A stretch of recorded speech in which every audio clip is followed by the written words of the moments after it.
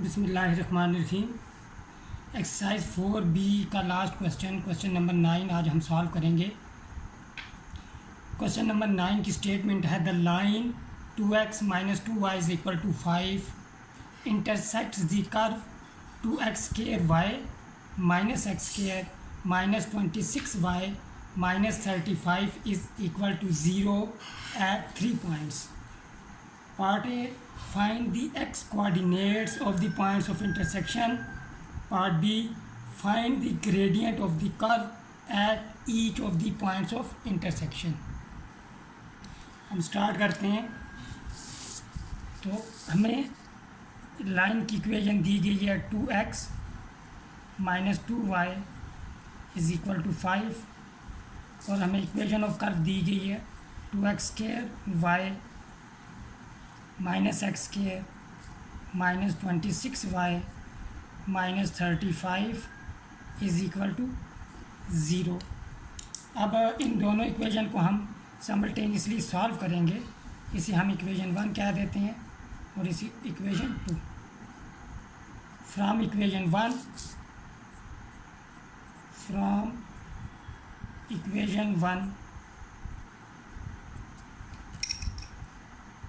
हम y की value निकाल लेंगे तो हमारे पास हो जाएगा 2x - y - 5 is equal to 2y।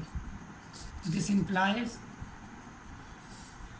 y की वैल्यू हमारे पास यहाँ पे आ जाएगी y is equal to 2x - 5 divided by 2।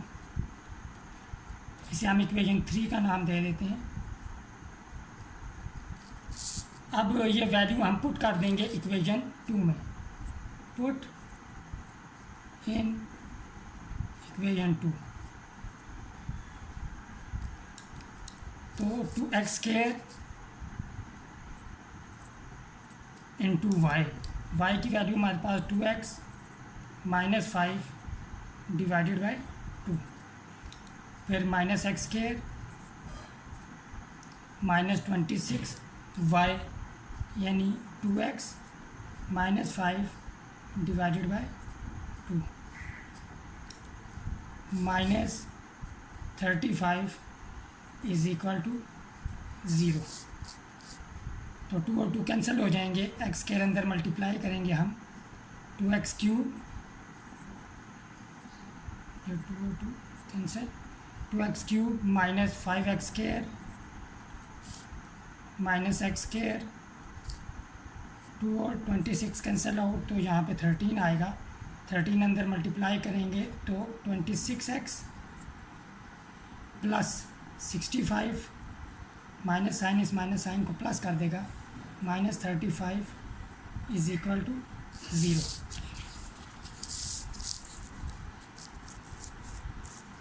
To x³ - 6x² -26x plus 30 is equal to 0। इसे फर्दर सिंप्लीफाई कर लेते हैं बाय डिवाइडिंग बाय 2। वो साइड्स ऑफ इक्वेशन को हम थ्रू आउट 2 से डिवाइड करेंगे तो हमारे पास x³ - 3x² - 13x plus 15 is equal to 0। अब यहाँ पे हम क्यूबिक इक्वेशन है तो एक रूट जो है हम इसका गैस से मालूम करेंगे फिर सिंथेटिक डिवीजन से इसे हम फैक्टराइज कर लेंगे। तो हम ये करते हैं कि इक्वेशन को हम लेफ़्ट हैंड साइड को हम f(x) के इक्वल लेते हैं। f(x) is equal to x³ - 3x² - 13x plus 15। ये हम रूट गैस करने के लिए हम ऐसा लिख रहे हैं ताकि हम सिंथेटिक डिवीजन को यूज़ कर सकें। तो ये अब इस पॉलिनोमियल का ज़ीरो हमने मालूम करना है। जब हमारे पास इक्वेशन होती है x की वो वैल्यूज़ जो इक्वेशन को सेटिस्फाई करें उन्हें हम रूट्स कहते हैं। जब हमें सिंपल पॉलिनोमियल दी गई हो और उस पॉलिनोमियल को जो x की वैल्यू ज़ीरो करे उसे पॉलिनोमियल का ज़ीरो कहते हैं। तो इसका ज़ीरो हम मालूम करेंगे। एक ट्रिक ये होती है कि हमें यहाँ पे 15 दिया गया जो कांस्टेंट टर्म है, हमने देखना होता है कि कांस्टेंट टर्म के पॉसिबल डिवाइज़र्स कौन से हैं। अब देखें इस केस में पॉसिबल डिवाइज़र्स ऑफ 15 कौन कौन से हैं? +-1, +-3, +-5 एंड +-15। अब इन पॉसिबल डिवाइज़र में से एक या एक से ज़्यादा जो नंबर होंगे वो इस पॉलिनोमियल के रूट्स 0 हो सकते हैं। तो हम 1 बाय 1 चेक कर सकते हैं। पहले हम f1 पुट करेंगे, x की जगह 1 पुट करेंगे तो 1 क्यूब 1 हो जाएगा। इधर 1 पुट करेंगे, 1 स्क्वायर 1 -3 से मल्टीप्लाई होगा तो -3 आ जाएगा। 1 पुट करेंगे तो -13 +15। अब देखें ये +15 और +1 16, -3 -13 -16 दोनों कैंसिल आउट हो गए हैं तो is equal to 0। This implies x is equal to 1 is a 0 of f of x। या हम कह सकते हैं कि x - 1 is a root sorry is a factor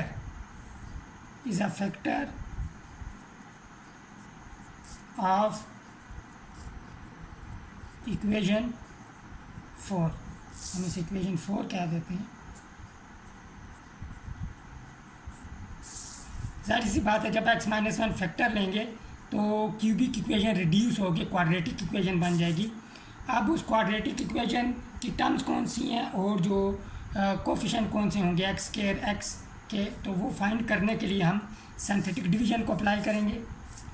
तो सिंथेटिक डिवीज़न में हम इस तरह टेबल बनाएंगे और यहाँ पे हम जो कोफिशिएंट्स हैं इन टर्म्स के वो लिखेंगे। x³ का कोफिशिएंट 1 आ जाएगा, x² का कोफिशिएंट -3 है, x का कोफिशिएंट -13 और कांस्टेंट टर्म 15। तो 1 हमारे पास यहाँ पे 0 आया है, इस पॉलिनोमियल को तो 1 आएगा। तो ये 1 हम नीचे शिफ्ट कर देंगे यहाँ पे, तो 1 को 1 से मल्टीप्लाई करेंगे, 1 मल्टीप्लाई बाय 1 आएगा। तो -3 + 1 -2 हो जाएगा। अब इस 1 को -2 से मल्टीप्लाई करेंगे तो हमारे पास -2 आएगा। -13 -2 हमारे पास -15 हो जाएगा। 1 को -15 से मल्टीप्लाई करेंगे तो यहाँ पे हमारे पास -15 आएगा, +15 और -15 ये हमारे पास 0 आ गया, ये रिमाइंडर होता है हमारे पास। अब ये जो नंबर है, एक तो ये होगा कि क्यूबिक जो पॉलिनोमियल है या क्यूबिक इक्वेशन है वो क्वाड्रेटिक में कन्वर्ट हो जाएगी, डिप्रेस्ड इक्वेशन कहते हैं। और उस क्वाड्रेटिक इक्वेशन में x² का कोफिशिएंट 1 होगा, x का कोफिशिएंट -2 और कांस्टेंट टर्म -15। तो हम यहाँ पे लिखते हैं डिप्रेस्ड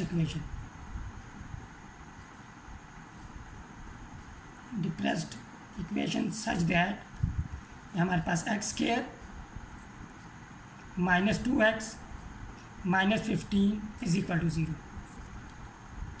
अगर अब इसको हम क्वाड्रेटिक इक्वेशन को सॉल्व कर लेंगे, x² मिडल टर्म ब्रेक करेंगे, हम फैक्टराइजेशन कर रहे हैं तो मिडल टर्म ब्रेक करेंगे, -5x और +3x ये पेयर बनेगा हमारे पास, -15 इज इक्वल टू 0। x यहाँ पे कॉमन आ जाएगा हमारे पास, तो अनकॉमन फैक्टर हमारे पास x -5, यहाँ पे +3 कॉमन आएगा और अनकॉमन फैक्टर x -5 आ जाएंगे, इज इक्वल टू 0। अब यहाँ पे हमारे पास x -5 as a common factor आ रहा है, x -5 और x +3 uncommon factor is equal to 0। This implies ये जो इक्वेशन है हम इसे फैक्टराइज फॉर्म में इस तरह लिख सकते हैं, x -1 ये एक फैक्टर था, ये दूसरा क्वाड्रेटिक फैक्टर जिसे हमने लीनियर फैक्टर में फैक्टराइज किया तो x -5 और x +3 इज इक्वल टू 0। यहाँ पे लिख ले 4 इम्प्लाइज 4 हमारे पास इक्वेशन 4 ये आ गई। अब product of 3 number is equal to 0 है, तो this implies either first number is equal to 0 और second number is equal to 0 और third number is equal to 0। This implies x is equal to 1, x is equal to 5 and x is equal to -3. So x is equal to 1, 5 and -3 are the x coordinates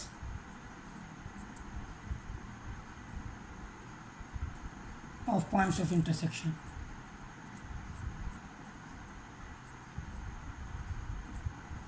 Of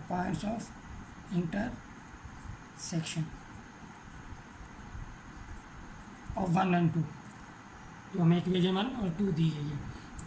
अब देखें second part को, अगर हम देखें second part में हमने gradient मालूम करना है of the curve at each of the points of intersection. यहाँ पे कोऑर्डिनेट्स की बात नहीं हो रही, पॉइंट ऑफ इंटरसेक्शन की बात हो रही है। तो अब हमने पॉइंट कंप्लीट करना होगा, हमें वाई कोऑर्डिनेट भी फाइंड करना होगा। वाई कोऑर्डिनेट के लिए हम एक्स की वैल्यूज़ इक्वेशन 3 में पुट करेंगे तो हमारे पास वाई कोऑर्डिनेट आ जाएगा बी बार। Put x is equal to 1, 5 and -3 in equation 3। Equation 3 हमारे पास है y is equal to 2x -5 divided by 2। अब जब हम यहाँ पे पुट करते हैं, ये लाइन लगा लेते हैं यहाँ पे, तो x is equal to 1 put करते हैं। यहाँ पे x is equal to 1, x is equal to 5 and x is equal to -3। तो y is equal to 2 into 1 2 हो जाएगा, -5 डिवाइडेड बाय 2। तो y इज इक्वल टू हमारे पास आ जाएगा -3/2। पॉइंट हमारे पास इस केस में आ जाएगा 1, -3/2 और इसे हम लेट ले लेते हैं a के। अब x is equal to 5 put करेंगे, y is equal to 2 into 5 हमारे पास 10 हो जाएगा, -5 डिवाइडेड बाय 2। तो y की वैल्यू हमारे पास आ जाएगी 5/2। पॉइंट हमारे पास आ जाएगा 5, 5/2 और इसे हम b क्या देते हैं। अब x is equal to -3 put करेंगे, y इज इक्वल टू जब -3 यहाँ पे पुट करेंगे तो -6 होगा, -6 -5 डिवाइडेड बाय 2।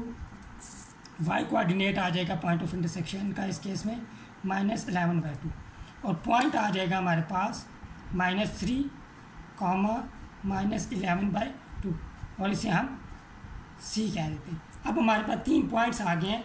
इन तीनों पॉइंट्स में हम ग्रेडियंट ऑफ द कर्व मालूम करेंगे, जो हमें कर्व दी गई है। तो अब हम डिफ्रेंशिएट करेंगे, डिफ्रेंशिएट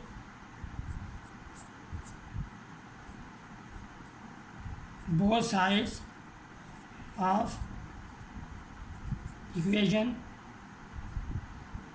2। तो डिफ्रेंशिएट करेंगे तो d/dx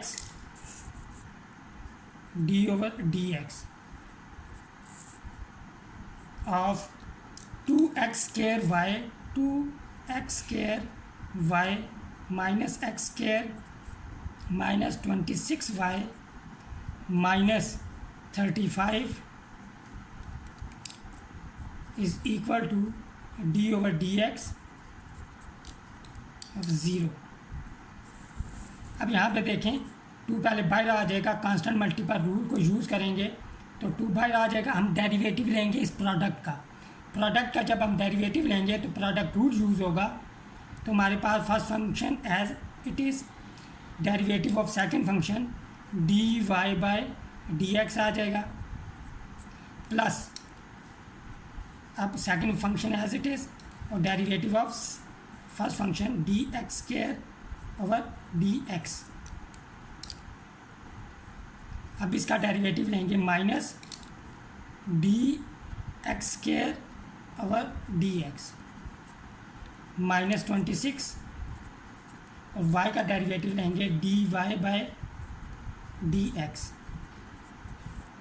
minus d over d x of 35 is equal to 0। 0 का डेरिवेटिव 0 हो जाएगा। अब हम यहाँ पे 2 को अंदर मल्टीप्लाई कर देंगे। नेक्स्ट स्टेप में 2 को मल्टीप्लाई करते हैं। 2 x square d y by d x plus y x square का डेरिवेटिव हो जाएगा 2x माइनस एक्स स्क्वायर का derivative 2x minus 26 d y by d x minus 0 constant का डेरिवेटिव 0 हो जाएगा इज इक्वल टू 0। 2 को अंदर मल्टीप्लाई करेंगे अब हम 2x square d y by d x plus 4xy minus 2x minus 26 d y by d x is equal to 0।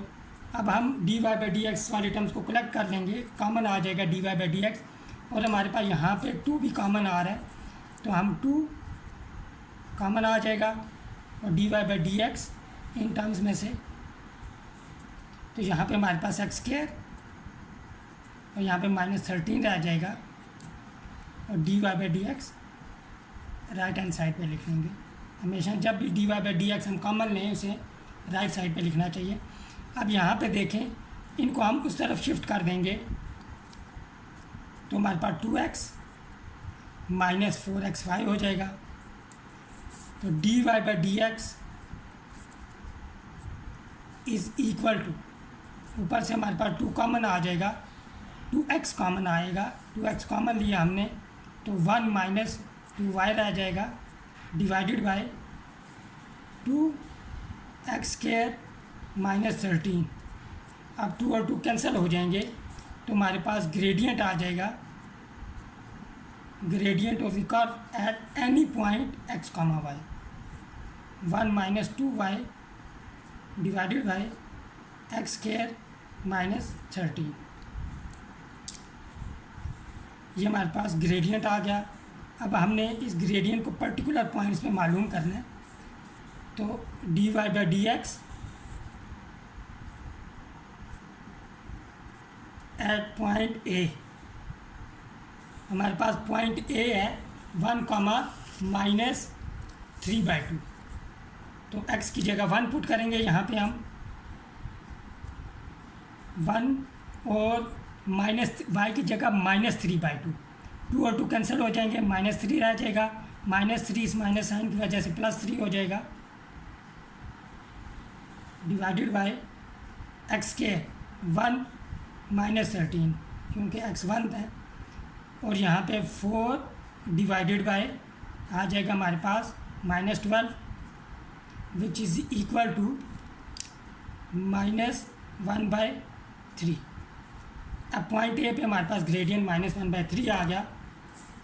अब हम पॉइंट बी पे ग्रेडियंट मालूम करेंगे d y by d x at point B which is equal to, point B है हमारे पास 5 comma 5/2, x की जगह 5 put करेंगे हम 1 माइनस, यहाँ पे जब हम 5/2 पुट करेंगे 2 और 2 कैंसिल 5 रह जाएगा डिवाइडेड बाय यहाँ पे एक्स स्क्वायर यानी कि 25 हो जाएगा minus 13 is equal to 5 into 4 divided by 25 minus 13 हमारे पास 12 हो जाएगा। 4 और 12 कैंसिल आउट तो हमारे पास ग्रेडियंट आ जाएगा इस केस में 5/3।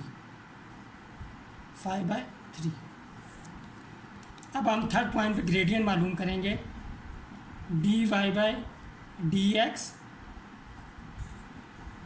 Eight point C is equal to, point C है हमारे पास -3, -11/2।